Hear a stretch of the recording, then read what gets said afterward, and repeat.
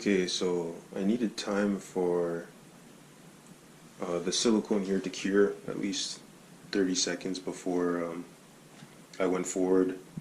And I couldn't install this piece here with the camera or with my two hands, so I had to install that and let that cure for 30 seconds. So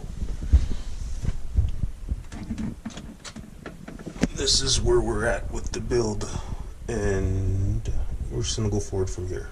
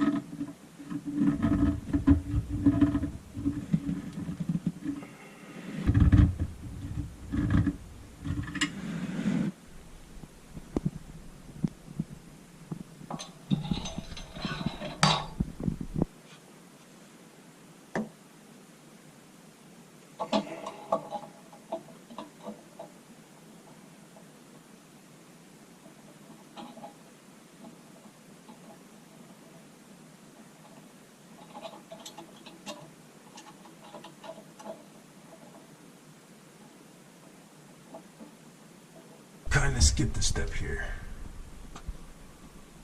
We needed this to be in here first, so this could attach to, oh, I'm not even getting that at the frame. So this could attach to this, and this would already be in the, this would be in the drain already. So we gotta do it all over again. So loosen this, detach this, make sure this is hooked on and already in the drain. When I pull this up, if you pull it up too hard, the sink will lift up, but you can see it's working.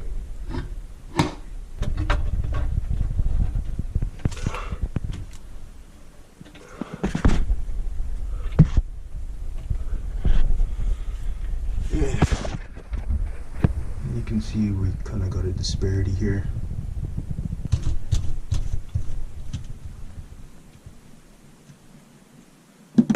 So anyways, like I said, it's going to be a little bit awkward. Because the line's going to have to bend up like this. And then this water line will be plugged in like that. Home Depot sells a brand called, I think it's called Shark Bite. But the reason I'm stressing these ones as opposed to the Home Depot Shark Bite is, in America and California, they got this rating on all the Shark Bite, like, this product contains lead, so-and-so, it's known to cause birth defects and cancer and all that. I'm just like, I am not installing that in my water line. Oh, it's right here, right here. I don't know if I get the camera to focus, but right there where that X, it says, I don't know if you can make it out, but this is lead free.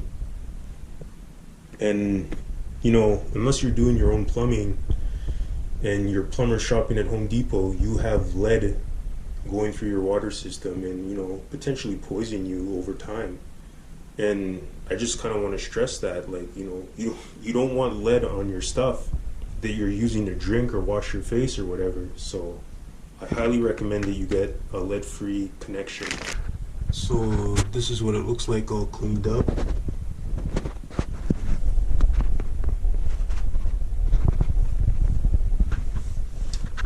I threw some strapping tape on there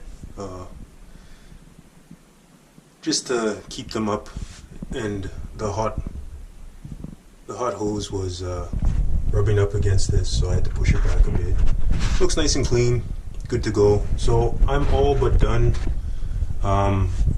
Connect this U-joint here up to this, and I'm pretty much done. We'll fire up the water and check for leaks, and then after that, we'll see. Okay, ran into a minor snafu. When I was trying to connect this last U-joint to it, it was a little bit offset with the pipe that was coming out of the sink. And anyways, I shifted it to make it fit, and the whole sink upheaved.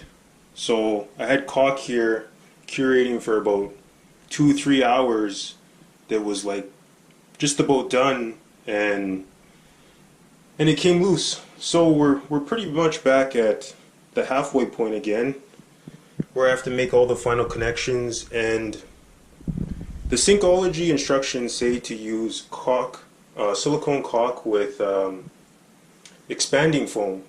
But if you've ever used the expanding foam, you know how kind of permanent it is and how difficult it is to remove. I didn't want to do that, so I just put caulk in, and I'm just reiterating here, just maybe, like, normally how you would do it is you would caulk first and then put the sink in, but maybe you want to get everything set up and caulk last, like I'm going to do. So if it shifts, it's okay, the caulk hasn't curated at all. So just a heads up for future people who are installing brass sinks. Okay, originally this was going to be like a video on like how to install a brass sink and I think I'm taking this thing back to Home Depot. I had the weight on there to hold it down till the caulking finished, and you can see on the side here when I lifted up the weight, the sink lifted. Now this wasn't the deal breaker. I could have got this to fit. I could have made it fit. It's a nice looking sink right now. The deal breaker was, you probably can't see it, but this is at like an angle. So when I turned on the water here, water collected in here and up around this notch. It doesn't drain. So you have a puddle of water right here that can't drain unless you push it under the drain, which is stupid in my case, and that's a deal breaker. The fact that water collected here. And it's been an 8-hour frustrating install. Mostly it was recaulking this because it wouldn't sit still. At various times, you can see throughout the video that I upheaved the sink and it shifted and it screwed up my caulk like 3 different times. And I can see here, you probably can't see this on camera, but I just tested the water once and I ran the water just to see how it was, and there's water spots immediately right there. This thing is not going to hold up. This is a one-time use water in here, and it's not going to hold up. But the real deal breaker for me is how water collects right here and doesn't drain. That's a real. I'm taking this back to Home Depot. This is no longer a how to install a brass sink. This is don't buy a brass sink. Don't buy Sinkology. It's crap. And I'm gonna get my money back hopefully.